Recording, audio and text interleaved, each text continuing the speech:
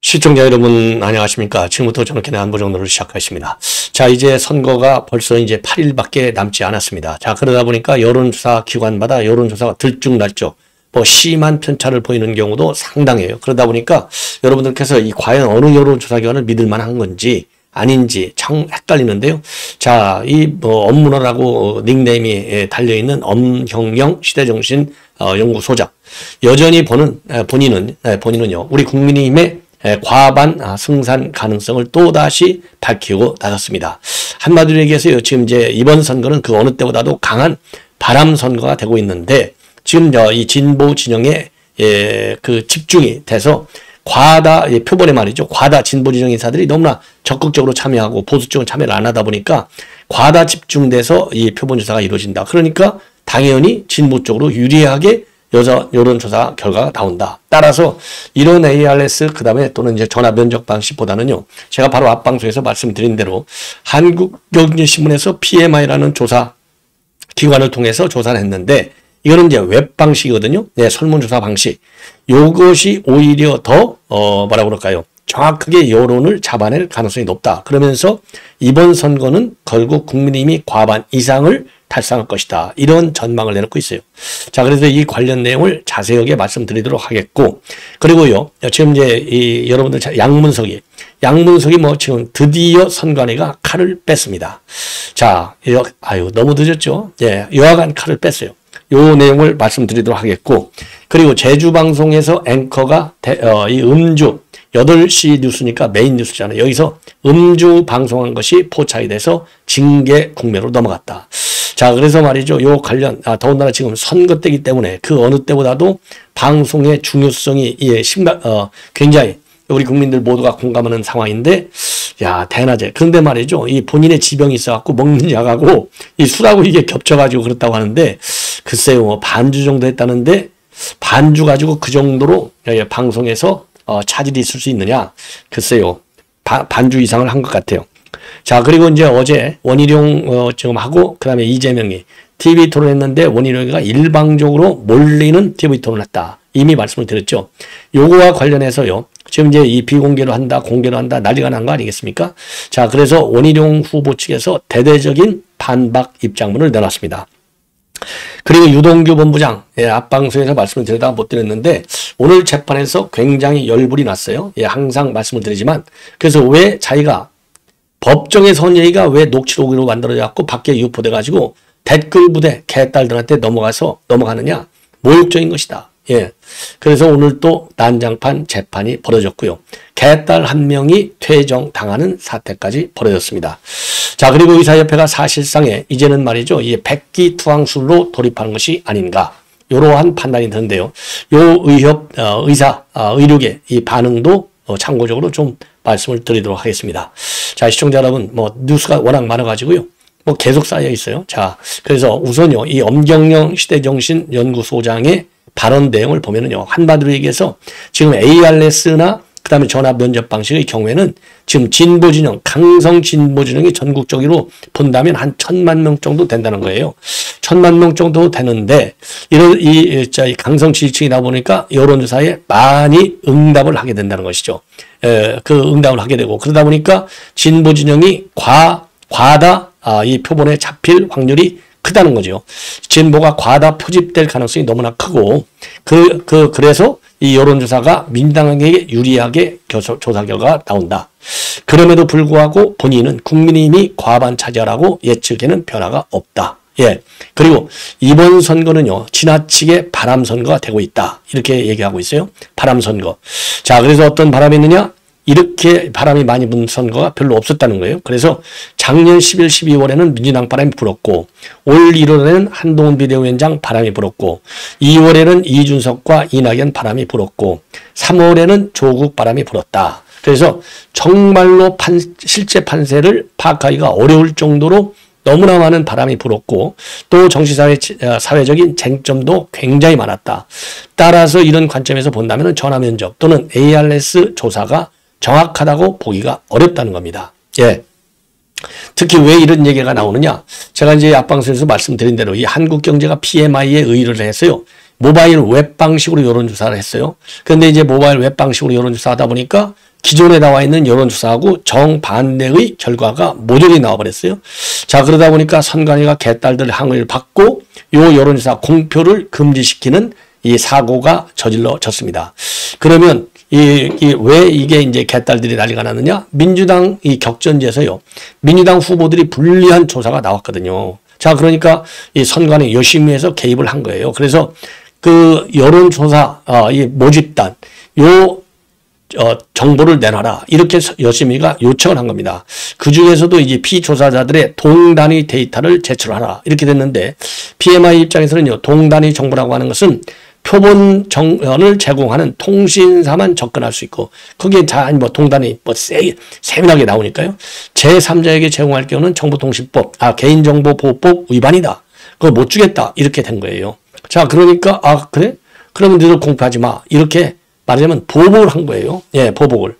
자, 그러다 보니까 이거 이제 요런 거가 계기가 돼가지고 이 엄경영 씨가 소장이 이거 PMI 자기도 옛날에 여론조사 할 때 이런 걸 써봤는데, 그리고 선진국에서는 이 모바일 웹 방식을 오히려 더 쓰고 있다. 이게 바람직한 조사 방법이다. 자, 그러면서 지금 이제 본인의 예측, 국민의힘이 과반을 차지했다는 예측에 본인은 변화를 주고 싶지 않다. 이렇게 주장을 한 겁니다. 그러면서 말이죠. 이번 총선 중에 민주당 강성 지지층의 여론조사 영향력이 완전히 극대화된 상황이다. 그래서 대략 민주당 강성 지지층을 갖다가 천당번까지 본다면 이 사람들이 활발하게 활동하는 바람에 진보층이 과다 표집될 가능성이 크다. 그래서 전통적으로 보수세가 강한 부산 경남 쪽에서 진보 이념이라고 하는 응답자 비율이 높은 것도 바로 이러한 사실을 반증한다. 이렇게 평가를 하고 있어요. 그러면서 이번 한경 PMI가 조사한 모바일 웹 조사 방식이 나름대로 의미가 있다. 그래서 이번 총선 결과를 보면은 국민의힘이 150석 과반, 민주당은 130석, 조국혁신당이 10석 안팎, 그리고 기타 정당이 한 10석 정도가 될 것이다. 이렇게 전망을 하고 있습니다. 자, 그래서 본인이 본래 예측한 대로 지금 국민의힘이 과반, 여기에는 변화를 주고 싶지 않다. 이렇게 주장하고 있는데요. 글쎄요, 뭐 한번 지켜보도록 하죠. 예. 그 다음에는 여러분들 이 선관인데요. 경기도 선관위. 왜냐하면 안산 갑이니까 경기도 소관이잖아요. 경기 선관위에서 드디어 양문석에 대한 공식 조사에 착수했다. 이거를 중앙일보가 단독으로 보도하고 있어요.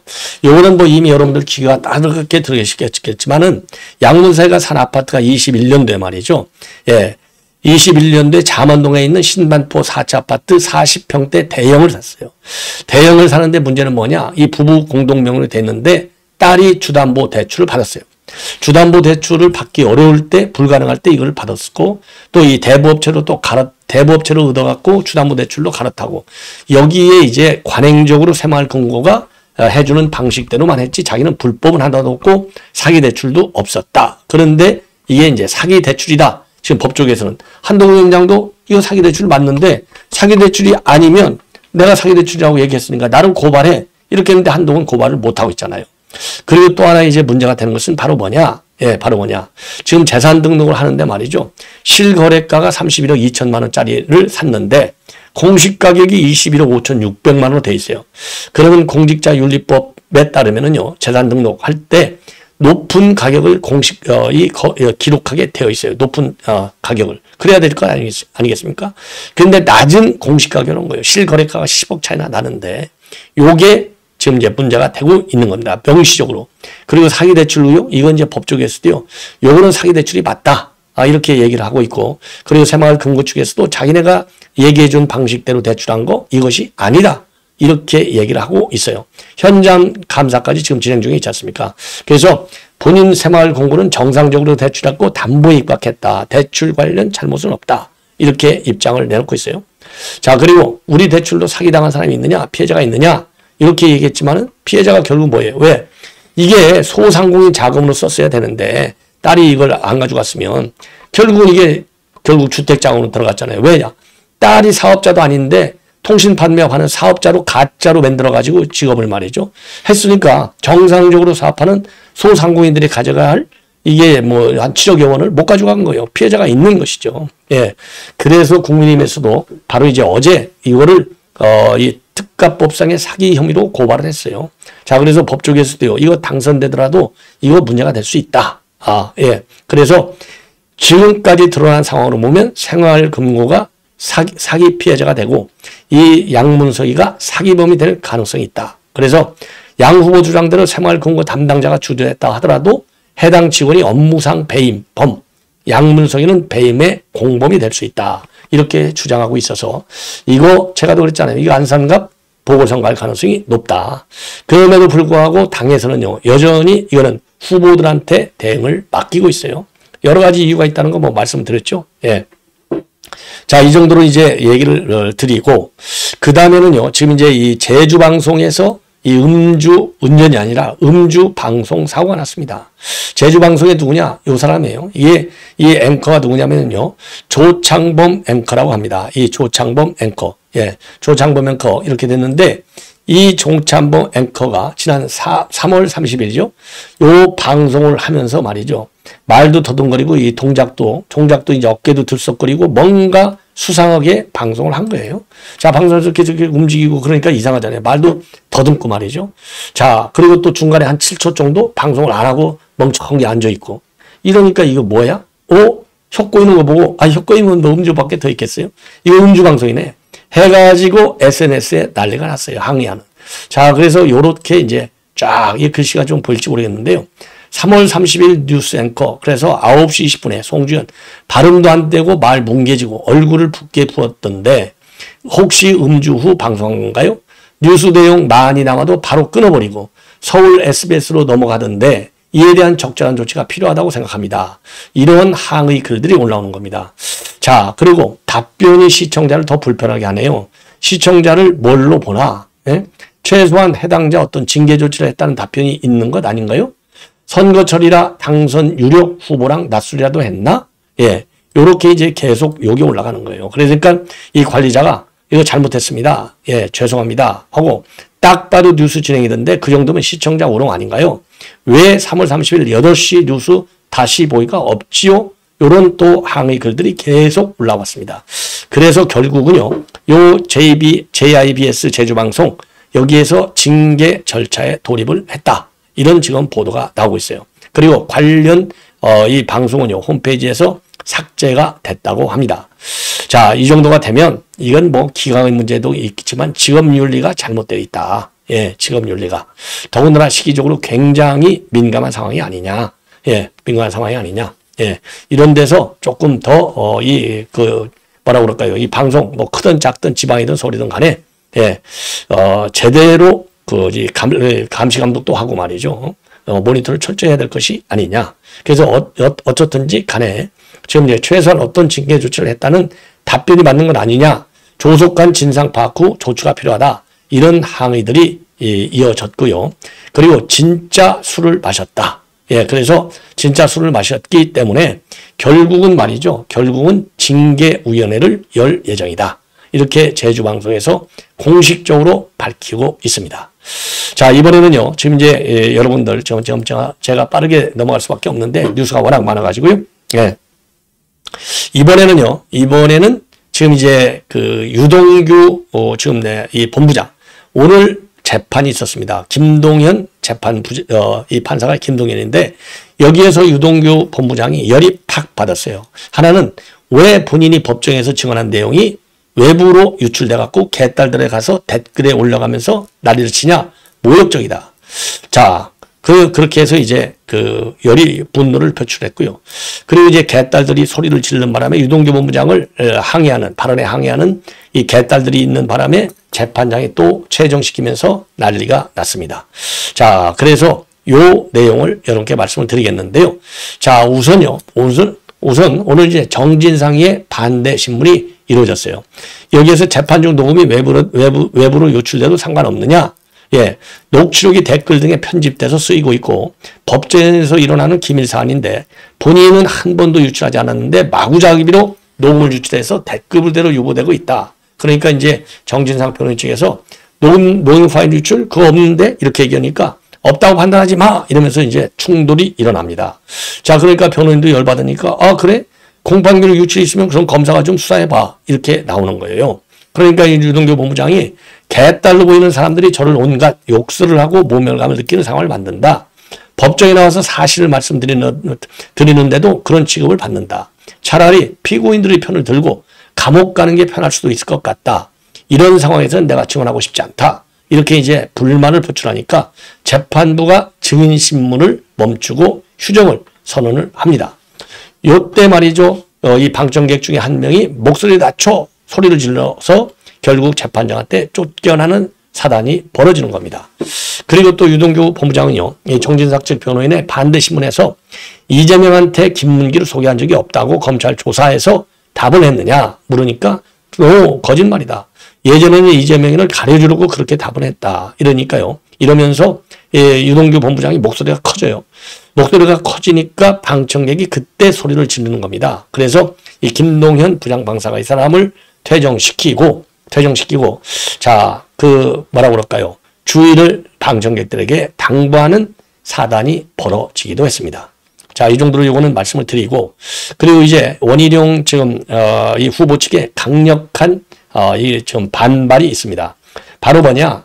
어제 이제 녹화를 했잖아요. 예, 녹화를 했는데, 녹화하기 전에 비공개로, 본래 공개 녹화를 하겠는데, 이재명 측의 강력한 반발로 비공개로 전환해서 녹화가 이루어졌다는 겁니다.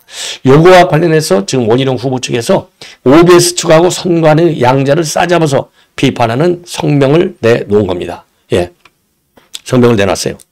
자, 그러면서 말이죠. 이거 뭐냐? 이거 틀림없이 이재명과 선관위의 이 공동작품 아니냐. 그래서 이거는 국민의 알 권리를 그리고 또 공정한 선거를 방해하는 행위다. 예. 이렇게 해서 항의를 하는 입장문을 내놓았어요. 당연히 원희룡 위원장의 이런 주장이 맞죠. 여러분들 잘 아시다시피 그래서 이제 이 원희룡 후보 측의 오늘 공개적인 성명을 보면은 이재명 후보 측의 요청으로 비공개로 전환된 거 아니냐. 선관위와 토론회 진행을 위탁받은 OBS가 선관위하고 OBS가 국민 알 권리를 침해하고 공정선거를 방해했다. 이렇게 주장하고 있어요. 본래 어제 있었던 토론회는 공개 녹화 방송을 할 예정이었는데 녹화가 그러니까 토론이 시작하기 1시간 전에 갑자기 비공개로 바뀌었고 또 내용도 보도하지 못하도록 엠바고가 걸려 있었어요. 자, 그게 전부 다 이재명 측의 요청 그리고 이제 우리 원희룡 후보가 OBS 측에도 항의를 했는데 이게 전혀 받아들이지 않았다는 겁니다. 자, 이래서 이제, 그러니까, 그러면 그 사이에, 예를 들어서 암도 없이 이제 방송이 된 거 아니에요. 방송이 되다 보니까, 이재명 측에 불리한 이런 내용은 짜집기 편집이 얼마든지 가능하게 된 것이죠. 자, 그러니까 이제 항의를 하지 않을 수 없다. 예. 그래서 이제 요 내용은요, 오늘 이제 밤 9시에 OBS에서 이제 정상으로 반영되는데, 예. 자, 정상으로 반영되는데, 일방적으로 이재명 측 주장이 반영이 돼서 녹화가 이루어진 거, 이거 항의하는 것은 지극히 당연한 것이 아니냐, 이렇게 생각이 들어요. 예. 자, 그래서 이 원후 측의 내용을 보면은요, 이 공직선거법상 유권자들의 정책 공약이라든가 실행의 확인, 이런 것을 돕기 위해서 선관위가 주관하고 방송사에 제작을 위탁하는 토론회인데, 선관위는 왜 이재명 측 반발에 바로 말을 뒤집으면서 책임을 회피하고 있느냐. 예. 자, 그래서 이재명 측의 일방적 요청만을 선관위 언론이 받아들인 거, 이거, 그리고 책임 회피하는 거, 이거야말로 선거의 공정성을 해치는 것이다. 그래서 선관위와 OBS는 지금이라도 TV 토론회를 전면 공개해서 알 권리를 보장하고 선거 중립을 지켜라. 이렇게 성명문을 대대적으로 지금 내놓고 있습니다. 자, 그런데 지금 이제 그러다 보니까요. 지금 이제 국민의힘 미디어 커뮤니케이션 특위에서도 성명을 내가지고 그만큼 이재명이가 토론에서 할 말도 없고 감출 것이 많다는 뜻 아니냐. 자, 그리고요. 그리고 계양을 지역에서의 재건축 관련 아파트명을 제대로 모르고 있어요. 그리고 또 이재명이 이 재건축 교통 이런 문제 관해서 교통부 차관하고 통화를 접촉을 했다고 하는데 내가 장관했는데 그런 보고를 받은 적이 한 번도 없다. 예. 요렇게 해서 전반적으로 어제 토론에서 완전히 밀리는 토론회가 됐다는 것 아니겠습니까? 자, 그래서 이러한 이러한 그 말 실수라든가 이재명이가 잘 모르는 거 이런 거를 감추려고 이런 작전을 쓴 것이 아니냐 이렇게 비판을 받고 있는 겁니다. 자 마지막으로 말이죠. 지금 의료협회, 의료 관계자 이 단체 여기에서 내놓고 있는 입장문을 이렇게 말씀을 드리겠는데요. 제가 보기에 이제 어제 윤 대통령의 대국민 담화가 성과를 보고 있는 것이 아니냐 이렇게 생각이 들어요. 자 여기서 이제 보시듯이 말이죠. 지금 이제 의대 교수협 지금 뭐 의료 단체가 너무나 많아요. 그래서 의료계에서 통일되는 하나만 갖고 와 이 얘기는요. 자 교수협회 있죠. 전공의협회 있죠. 그 다음에 개원의협회 있죠. 그 다음에 무슨 뭐 대학생협회 있죠. 너무나 많은 거예요. 그러니까 통일된 안을 하나 갖고 와서 협상을 하자. 그리고 2,000명 그건 오픈돼 있다. 이렇게 이제 어제 성명을 발표했지 않았어요. 그래서 오늘 의대 교수협회, 전의교협이라고 하잖아요. 여기 비대위에서 환자 곁으로 돌아가고 싶습니다. 그리고 법원은 잘못된 행정 추진을 중단시켜 주십시오. 이런 이제 지금 이제 플래카드 일종의 이제 이런 그 기자회견장에서 오늘 신촌이에요. 신촌에서 입장 발표 기자회견장에서 본인들의 요구사항을 담은 손팻말을 들고 있는 겁니다. 요거는 지금 연대 의대 교수들의 상황이 되겠습니다. 자, 그래서요, 요걸 보면은요, 이제 전의교협 비대위 조윤정 홍보위원장이 브리핑을 열고 최소한도 박단 전공의 협의회 회장에게 대표에게 부탁한다. 그러면서 윤 대통령이 박 대표를 초대한다면 전공협회장이죠. 조건 없이 만나라. 이러면서 브리핑 도중에 울먹이면서 말을 잇지 못하기도 했어요. 자, 이거 정말 우리가 전의교협의 비대위원장 조윤정 홍보위원장 말이 맞는 것이죠. 그리고 대통령한테도 간곡히 부탁한다. 젊은이들의 가슴에 맺힌 억울함과 울음을 헤아려 달라. 예. 그래서 지금 만나달라는 거죠. 그래서 대통령이 먼저 전공의들에게 팔을 내밀고 어깨를 내밀어 달라. 대표 한 명이라도 딱 5분만 알아달라. 아들, 딸 같은 젊은이들이 대통령의 진심 어린 정책을 이해해주지 못하고 반항만 한다고 고깝게 여기지 말고 귀를 내어주고 사랑의 마음으로 껴안아주기를 간곡히 부탁한다. 그리고 만약 윤 대통령과 박 대표의 만남이 성사된다면 정치적으로 해석되지 않도록 두 분의 시간을 존중해 달라. 예, 이렇게 입장문을 내놨어요. 아주 높이 평가하고 싶습니다. 그리고 정부 당국 등은요. 오늘 전병환 보건의료정책실장도 브리핑을 열고 자 집단행동을 적고 과학적 근거와 논리를 바탕으로 해서 의료계 내에서 통일된 더 합리적 방안을 제안한다면 정부는 열린 마음으로 논의할 수 있다. 이런 입장을 내놨고요. 그리고 서울대병원도 드디어 결국 이 의사들이 없으니까요. 비상경영을 선포해서 60개 병동 중에서 10개를 폐쇄하는 이 조치를 취하고 나섰습니다. 자, 이러한 가운데 말이죠. 오늘 법원이 매우 중요한 결정을 내렸어요. 의대 교수협의회에서 신청한 증원 처분, 집행정지 신청을 각하했습니다. 이게 각하라고 하는 것은요. 한마디로 이건 뭐 엄청나게 실패한 거예요. 네, 각하는 말이죠. 이 청구 구속 요건이 충족되지 못할 경우 아예 심리지 않고 싹 취소해버리는 결정이 되는 겁니다. 그래서 재판부의 오늘 결정문 내용을 보면 입학정원 증원 배정 처분의 당사자는 의과대학을 보유한 각 대학의 장이다. 각 대학의 의과대학 교수인 신청인들이 이 사건 처분이 상대방이라고 볼 수 없다. 예, 학장이 있다 이거죠. 학장. 그러니까 입학정원 증원과 관련한 당사자는 의과대학을 보유하고 있는 대학의 장이기 때문에 교수들은 집행정지를 신청할 자격이 되지 않는다. 그러니까 이제 각하 처분을 한 거가 되겠습니다. 자, 이렇게 해서 사실상요. 예, 사실상 이 어제 윤석열 대통령의 이런 대국민 성명이 상당한 효과를 낼 수 있는 것이 아니냐. 이렇게 일단 기대가 됩니다. 자, 시청자 여러분 이것으로 본 방송은 마치겠습니다. 대단히 고맙습니다.